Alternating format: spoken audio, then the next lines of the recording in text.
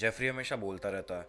उसे खुद भी नहीं पता कि वो क्या बोल रहा है, कब बोल रहा है और कहाँ बोल रहा है। ही जस्ट स्पाउट्स टोटल नॉनसेंस। उसको लगता है कि वो कूल लग रहा है, वो एक एक्सट्रोवर्ट बन गया है, वो लड़कियों से बातें कर सकता है, बट इन रियलिटी वो एक जोकर लगता है एंड उसको कोई सीरियस नहीं लेता। एडोनिस। एडोनिस का अपना ही एक चार्म है। वो इतना शांत है कि जब वो बोलता है तब लोग चुप हो जाते हैं। उसके आसपास एक अलग ही ऑरा है।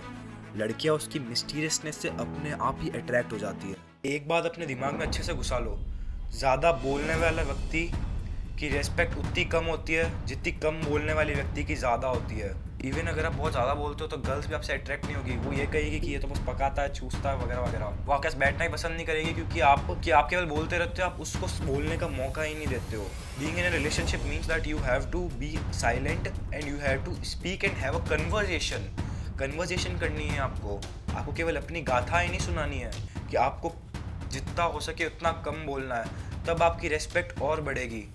और जो इंसान बहुत ज़्यादा बोलता है, आप भी जानते होंगे आपके आस पड़ोस में कोई आंटी या अंकल होंगे जो कि बहुत ही ज़्यादा बोलते हैं, एकदम बोलते ही रहते हैं एंड आपको भी पता है कि उनका पीठ पीछे कितना मजाक उड़ाया जाता है। लेकिन आचार्य चाणक्य ने भी कहा है कि जिस व्यक्ति को पता हो कि कब, कहाँ और कैसे बोलना है, उसको सक्सेसफुल होने से कोई नहीं रोक सकता। इसलिए इस वीडियो में आपको 3 पॉइंट्स बताऊंगा जिससे आपको पता लगेगा कि what are the benefits of being silent. First, everyone takes you seriously. आपने भी नोटिस किया होगा कि स्कूल के अंदर कभी अगर क्लास चिल्लाती रहती है और टीचर सामने बैठा है और टीचर एकदम से साइलेंट हो जाए और सिर्फ घूरने लग जाए, देखने लग जाए अटेंटिवली बच्चों को, तो बच्चे अपने आप चुप हो जाता है कि आपका ऑरा ही इतना अलग हो जाता है कि सब आपको सीरियसली लेने लग जाता है, भले आप कुछ बोल भी नहीं रहे हो तो भी। एंड ध्यान रखना कि आपको जब भी बोलना है जब आपको बोलने की ज़रूरत हो। अगर ज़रूरत नहीं होगी तो you will be just call a joker. Second point, silence builds trust. अगर आप कभी रिलेशनशिप में आए हो तो शायद आपको पता होगा कि हमेशा बोलना ज़रूरी नहीं होता है। कभी कभार अगर आप दोनों साइलेंट हो, अगर आप दोनों आमने सामने बैठे हो, एक दूसरे की आंखों में देख रहे हो लेकिन शांत हो, तब भी वो बहुत ही ज़्यादा अच्छा मोमेंट बन सकता है। आपको हर टाइम एकदम चपड़ चपड़ हमेशा कुछ बोलने की ज़रूरत नहीं होती है। Silence is the key to be serious, to be in a relationship which is intense and passionate. और अगर आपको ये पता है कि कब और कहाँ कोई चीज़ को कैसे बोलना, तो सोने पे सुहागा। अगर आपको कम्युनिकेशन स्किल नहीं आती है तब आप सीखो भले ही, पर इसका मतलब ये नहीं कि आप टोटल एक्सट्रोवर्ट बन जाओ।